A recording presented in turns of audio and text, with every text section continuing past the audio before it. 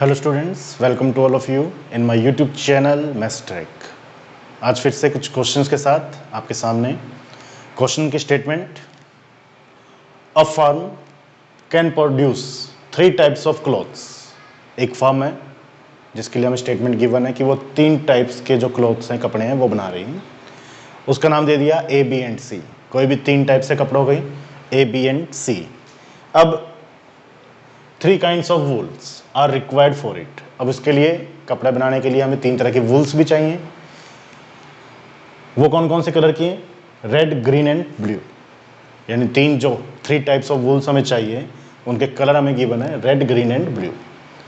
1 unit length of type ए, यानी ए type के cloth बनाने के लिए हमें क्या चीज की जरूरत है? 2 metres of red wool, 2 metres of blue wool and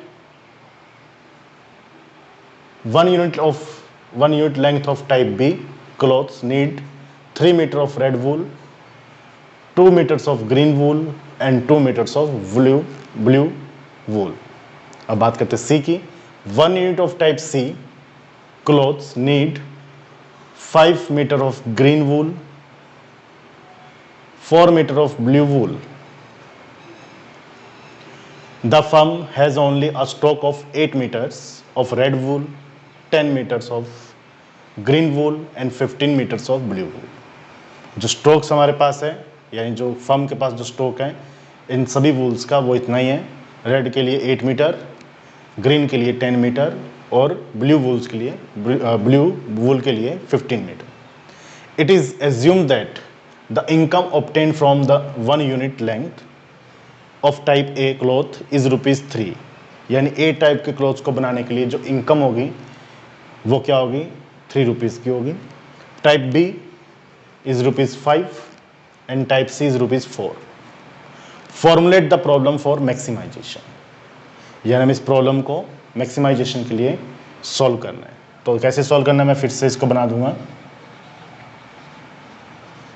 देखिए, हम एक टेबल बना लेते हैं कुछ इस तरह से, जैसे जैसा हमें गिवन है। हमारे पास वूल्स हैं 3 कलर के, रेड, ग्रीन और ब्लू, और 3 तरह के क्लॉथ जो कंपनी बना रही है वो है ए, बी एंड सी। हमने इसको लिख दिया। और अवेलेबल वहाँ पे कितने मीटर्स वूल हैं वो भी हमें गिवन है, तो यहाँ वो आ जाएगा अवेलेबिलिटी जो भी वूल्स की होगी। इनकम आ जाएगी टोटल, जो इनकम हमें लास्ट में गिवन है वो यहाँ इनकम आ जाएगी। अब देखो 1 बाय 1 हम इसमें कैसे शो करेंगे। ये हमारा आंसर है, यहाँ तक आपको क्वेश्चन में गिवन है। देखिए, अब स्टार्ट करते हैं फिर से। ए, बी और सी के लिए सबसे पहले ए की बात करते हैं। A cloth need 2 metre of red wool. तो ए क्लॉथ को जो जरूरत है वो रेड वूल की कितनी है? 2 मीटर। 2 मीटर ऑफ ब्लू, तो 2 मीटर हमें ब्लू के लिए जरूरत है। ठीक है, अब बात करते हैं बी की क्लॉथ की। बी क्लॉथ को 3 मीटर रेड वूल की जरूरत है। तो 3 मीटर बी को, चाहे तो आप रेड, ग्रीन, ब्लू यहाँ लिख करके ए, बी, सी यहाँ लिख सकते हो, या रेड, ग्रीन, ब्लू यहाँ लिख करके ए, बी, सी यहाँ पे भी लिख सकते हो, तब भी आपका वही टेबल बनेगी। क्लियर है? तो बी को 3 मीटर की रेड वूल की जरूरत है, 2 मीटर ऑफ ग्रीन वूल, तो इस बी को 2 मीटर ग्रीन वूल की जरूरत है, एंड 2 मीटर ऑफ ब्लू वूल, और साथ में 2 मीटर ब्लू वूल की जरूरत है किसे? बी को। अब बात करते हैं सी की। Type C cloth need 5 metre of green wool, 5 metre of green wool and 4 metre of blue, 4 metre of blue wool. A को ग्रीन की कोई रिक्वायरमेंट नहीं है और सी क्लॉथ को रेड वूल के लिए कोई रिक्वायरमेंट नहीं है। अब the firm has only a stock of 8 metre. अब इसके पास अवेलेबल कितना है? फर्म के पास कितने वूल अवेलेबल है? 8 मीटर ऑफ रेड वूल, तो 8 मीटर अवेलेबल है रेड वूल के लिए। 10 मीटर्स ऑफ ग्रीन वूल, तो 10 मीटर्स अवेलेबल है ग्रीन वूल के लिए, एंड 15 मीटर ऑफ ब्लू वूल, और 15 मीटर अवेलेबल है ब्लू वूल के लिए। अब इसके लिए जो इनकम है वो भी बात कर रहे हैं। Income obtain from 1 unit length of type ए, यानी ए के लिए जो इनकम रहेगी वो कितनी रहेगी? ए क्लॉथ के लिए ₹3। Type of B is ₹5 and type of C is ₹4। तो हमें क्या करना है, इसको फॉर्मुलेट करना है। किसके लिए? मैक्सिमाइजेशन, क्योंकि प्रॉफिट हो रहा है तो मैक्सिमाइजेशन नेचुरल सी बात आएगा ही आएगा। तो इसका फॉर्मुलेट हम कैसे करें, देखिए इस टेबल के थ्रू।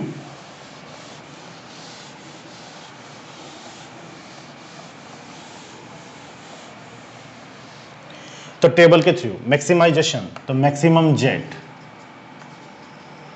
यहां पे क्या आता है, टोटल प्रॉफिट जो कंपनी को हो रहा है 354। तो हम इसको लिख देते हैं 3x1 plus 5x2 plus 4x3 subject to ये फर्स्ट इक्वेशन, ये सेकंड इक्वेशन, ये थर्ड इक्वेशन, और अवेलेबल हमारे पास इतना ही है, तो ये क्या होगी, ग्रेटर देन होगी।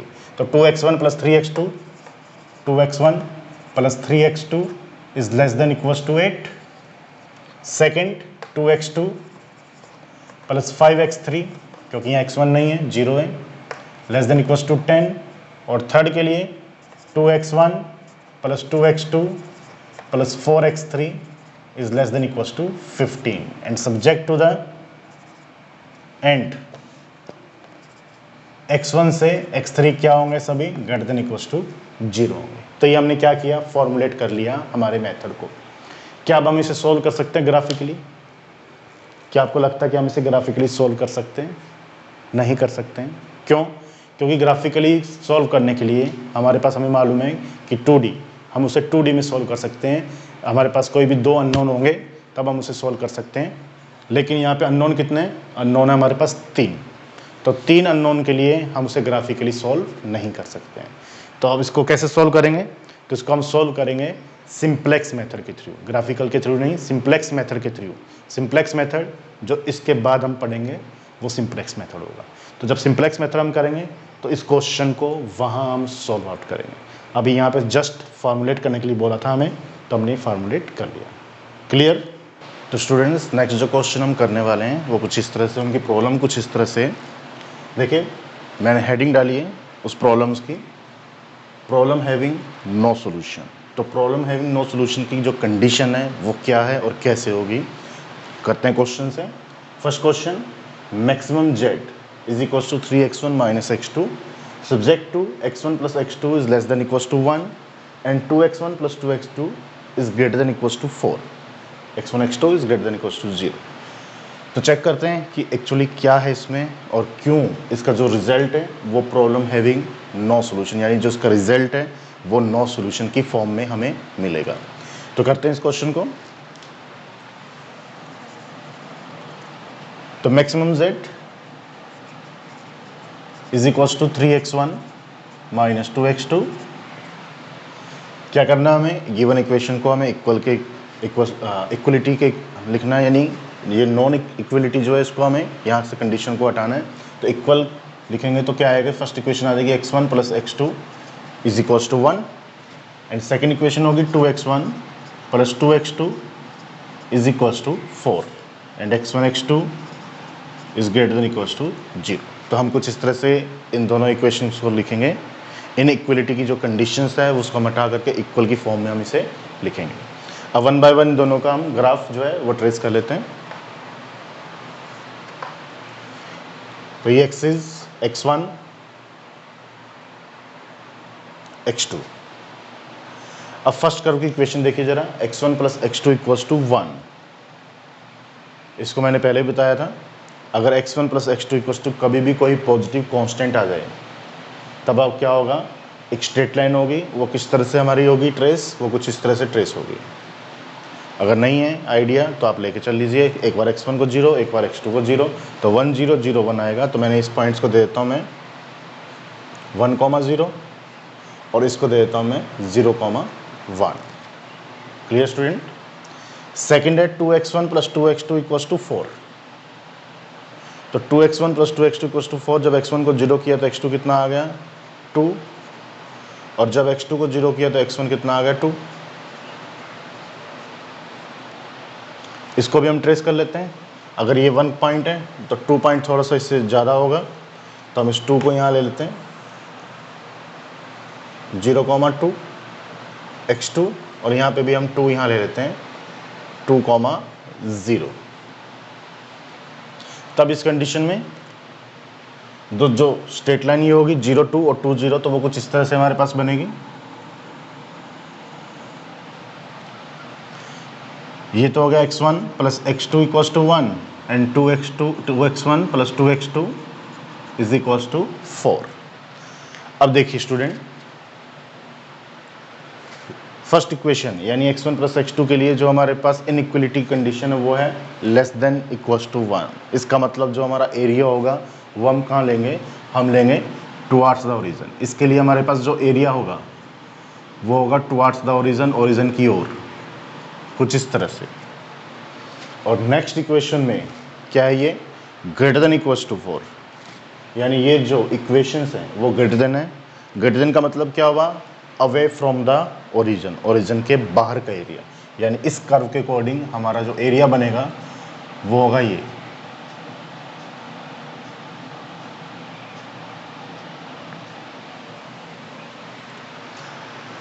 तो अब ये बताइए, इन दोनों कर्व से मिलकर बनने वाला कोई कॉमन रीजन हमारे पास है? नहीं है, क्योंकि ये जो है ये एरिया शो कर रहा है यहाँ का, और ये कर्व एरिया शो कर रहा है यहाँ से बाहर का। तो कोई भी कर्व, कोई भी रीजन जो है इस कर्व का वो कॉमन नहीं है, यानी कोई भी फिजिबल रीजन है। फिजिबल एक तरह से हम फिजिबल क्या कह सकते हैं, जो एरिया कॉमन हो सभी कर्व से मिलके और पॉजिटिव में हो, यानी नॉन नेगेटिविटी कोई कंडीशंस को सेटिस्फाई करे, वो फिजिबल होता है। तो ये तो फिजिबल सॉल्यूशन ही नहीं है, तो इनफिजिबल है। कोई एरिया भी यहाँ पे हम क्या है, हम डिसाइड नहीं कर सकते, क्योंकि ये तो यहाँ बता रहा है, ये यहाँ बता रहा है, इन दोनों का कोई भी कॉमन एरिया नहीं है। इसलिए such type of problems having no solution. Clear है? इसलिए हम कहेंगे कि ये जो प्रॉब्लम है ये नो सॉल्यूशन की प्रॉब्लम है ना, क्योंकि इन दोनों में हमें कोई भी कॉमन एरिया नहीं मिल रहा है। क्लियर? अब देखते हैं सेकंड क्वेश्चन इसी की तरह से। सेकंड क्वेश्चन हमें कहता है maximum z is equals to x1 plus x2 subject to. अब यहां देखिए x1 minus x2 greater than equals to 0।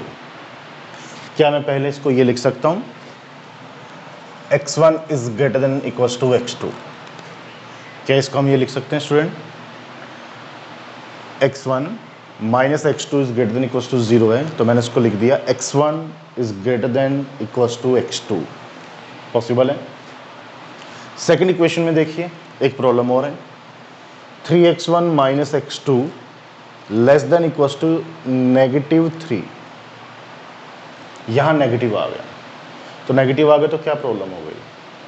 Problem है इक्वल में कभी भी नेगेटिव नहीं आना चाहिए। क्यों नहीं आना चाहिए? जब हमने अभी इससे पहले जो क्वेश्चन किया था, जो स्टेटमेंट टाइप प्रॉब्लम थी हमारी, जो कंपनी का स्टेटमेंट था प्रोडक्शन के लिए, उसमें आपको अगर याद हो, क्या ये जो इक्वल की टर्म्स हैं ये क्या होता है, ये अवेलेबिलिटी होती है। अवेलेबिलिटी होती है जो कंपनी के पास प्रोडक्ट है कितना अवेलेबल है वो है, ये उसको शो करते हैं, उसको रिप्रेजेंट करते हैं।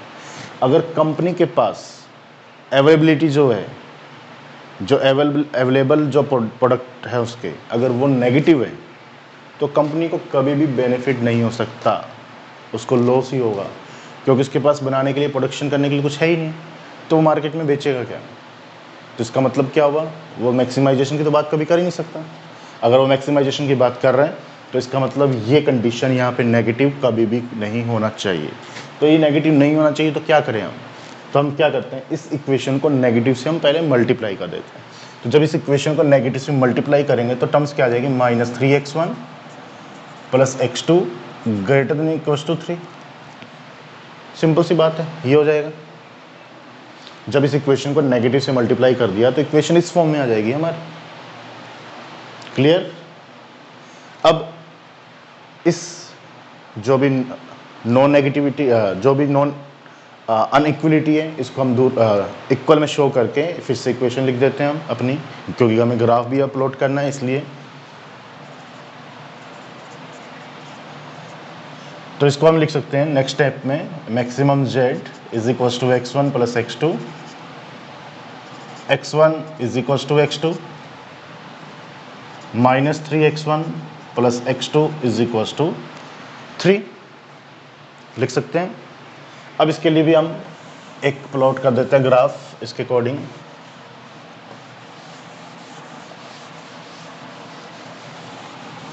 तो फिर से x1 x2 एक्सिस,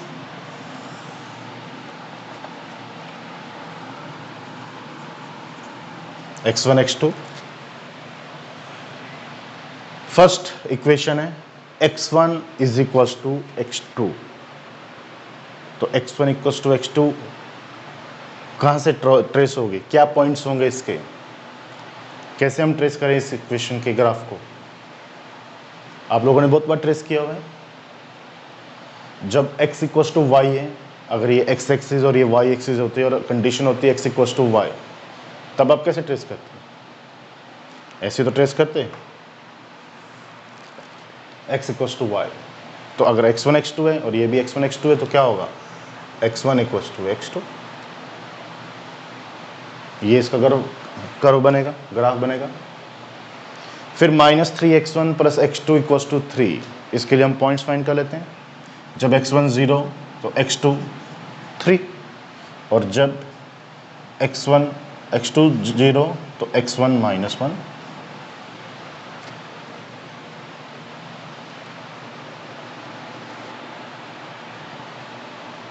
अब कोऑर्डिनेट्स दे देते हैं, मान लेते हैं ये 1,0, ये 2,0, ये 3,0।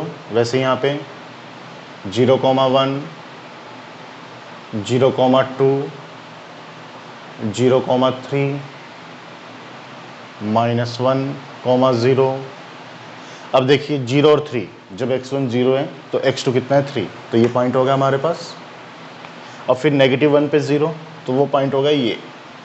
अब इसको हम ट्रेस कर देते हैं कुछ इस तरह से, ये ट्रेस हो जाएगा कर्व।